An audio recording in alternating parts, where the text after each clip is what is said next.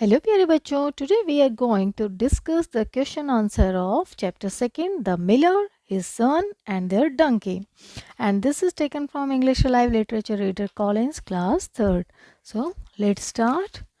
Part A, Part B. There are two parts. Part A is answer the questions briefly. So question number 1, why did the miller make his son climb on the donkey when they had just set out for the fair? तो Miller ने अपने बेटे को डंकी पे क्यों बिठा दिया जैसे ही वो मेले के लिए निकले थे? Answer is the miller and his son was on the way to the fair. Miller और उसका बेटा तो फेयर मेले की तरफ जा रहे थे.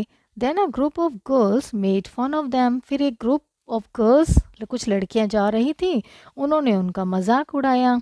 दे both walking on the foot while they can ride on the donkey. उन लड़कियों ने क्या कहा कि ये तो दोनों बेवकूफ़ हैं, देखो ये दोनों तो पैदल जा रहे हैं जबकि इनके पास डोंकी है, उस पर राइड कर सकते हैं.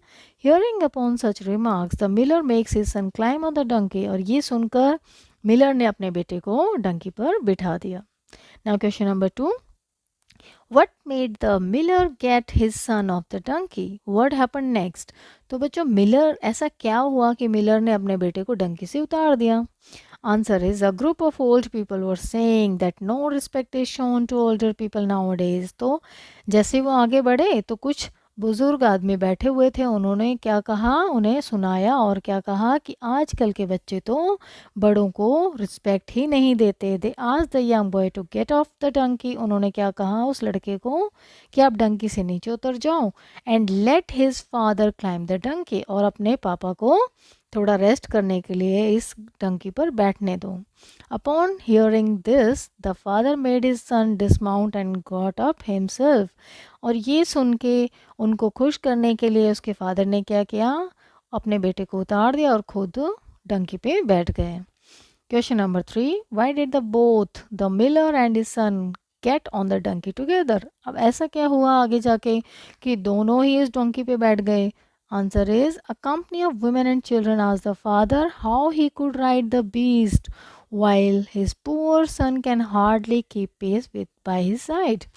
अब आगे गए तो वहाँ पे कुछ महिलाएं थी, कुछ बच्चे थे. उन्होंने क्या कहा कि ये फादर जो है ये कैसे इस बीस्ट पे, इस एनिमल पे बैठ सकता है जबकि उसका बच्चा जो है, छोटा बेटा है, वो पैदल पैदल साइड में चल रहा है. अपॉन हियरिंग दिस, ये सुनकर the miller asked boy to sit behind him on the donkey. ये सुन के मिलर ने क्या कहा, डंकी पे बैठा हुआ था तो उसने अपने बॉय को क्या बोला कि आप भी मेरे पीछे बैठ जाओ. Now question number 4, how did the miller and his son carry the donkey? तो मिलर और उसके बेटे ने डंकी को कैसे कैरी किया? Answer is the miller and his sun tied the donkeys legs together and by the help of a pole tried to carry him on their shoulders over a bridge. तो miller और उसके बेटे ने डंकी के पैर बांध दिए और उनको एक पोल के सहायता से चारों पैर उसके बांध दिए और अपने शोल्डर पे लेके दोनों ने चल पड़े ब्रिज के ऊपर. What made both the miller and his son carry the donkey? अब ऐसा क्या हुआ कि उन दोनों ने ही डंकी को उठा लिया? Answer is a townsman saw the miller and his son riding on the donkey. अब वहाँ पर एक शहर का एक आदमी जा रहा था, उसने देखा कि मिलर और उसका बेटा जो है दोनों ही डंकी पे सवार हैं. Looking at this he asked them not to load their donkey like this. अब जैसे ही उसने देखा कि दोनों उस पे बैठे हैं डंकी पे, तो उसने क्या कहा कि आप दोनों को ही इस पे नहीं बैठना चाहिए, इतना आपने बोझ डाल दिया इस पे, गद्दे पे. He suggested that the two of them should carry the poor animal. उसने क्या कहा कि ये तो आपका बोझ ढो ही रहा है कि आप इस गधे को ही अपने ऊपर दोनों उठा लो. तो प्लीज़ द टाउन्समैन, अब टाउन्समैन की ये बात सुन के उसको खुश करने के लिए the miller and his son dismounted, वो दोनों बाप बेटा उतर गए and decided to carry the donkey. और फिर उन्होंने निर्णय किया कि हम इस डंकी को ही अपने कंधे पर उठा लेते हैं. What happened to the donkey in the end? अब बच्चों एंड में क्या हुआ उस डंकी के साथ? Answer is the people ran out in the crowds to laugh at the sight of the miller and his son carrying the donkey. अब जब मिलर और उसके बेटे ने डंकी को अपने कंधों पे उठा लिया तो ये सीन देखने के लिए लोग इकट्ठा हो गए भीड़ में और हंसने लगे। The donkey did not like the noise and इस सिचुएशन। अब डंकी को तो अपनी सिचुएशन पसंद ही नहीं थी, उसके पैर ऊपर थे, उसको लटकाया हुआ था और डंकी को ये शोर भी पसंद नहीं आया। सो ही किक्ड अपार्ट द कोर्ड, तो उसने जो रस्सियाँ जिससे वो बंधे हुआ था उसका पैर, उसको उसने वो छटपटाया और ज़्यादा जोर लगा के उसने उन रस्सियों को तोड़ दिया। एंड टम्बलिंग ऑफ द पोल, और वो पोल से नीचे गिर गया। फेल इनटू द रिवर, और फिर वो उस नदी में भी जा गिरा। तो ये हुआ उस गधे के साथ। Now question section B, think and answer the questions.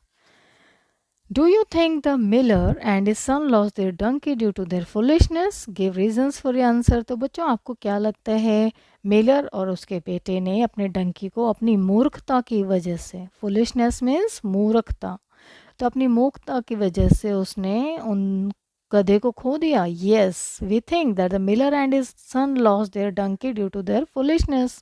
तो हमें लगता है कि मिलर और उसके बेटे ने अपनी मूर्खता की वजह से ही अपने गधे को खो दिया। They both want to please everybody and followed everybody suggestion. अब जो रास्ते में जो जो आता जाता था वो एडवाइस देता जाता था और वो दोनों उसको फॉलो करते जाते थे कि वो उनसे नाराज़ ना हो जाए, उनको प्लीज़ करने के लिए, उनको खुश करने के लिए। In result of that they lost their donkey, और सबकी सुनने के बाद, सबकी बात मानने के बाद उन्होंने अपने डोंकी को खो दिया। Now question number 2, how would you have reacted to the people's advice if you were the miller? अगर आप एक मिलर होते, मिलर के जगह पे होते हैं, तो आप कैसे रिएक्ट करते जो लोग आपको एडवाइस देते हैं? आंसर इज ये, if we were in miller's place, if I were in the miller place, अगर मैं होता तो we will listen to the advice of the people but not to try to follow them. आप सबकी advises सुन लो और उसके बाद आपको ये डिसाइड करना है बच्चों कि आपके लिए क्या भला है, क्या बुरा है, कि क्या वो एडवाइस आपके लिए बेनिफिशियल है या नुकसानदायक है। We should always listen to the advice of others. हमें हमेशा दूसरों की एडवाइस अगर कोई दे रहा है तो सुननी चाहिए, but we have to decide by our self whether that advice is beneficial for us or not। लेकिन सुनने के बाद हमें खुद अपने दिमाग से काम लेना है, हमें निर्णय लेना है कि क्या वो एडवाइस हमारे लिए फ़ायदेमंद है या नुकसानदायक है। ठीक है बच्चों, this is all about the question answer of this chapter, the miller and his sun. I hope you understand all the questions. Thank you for watching.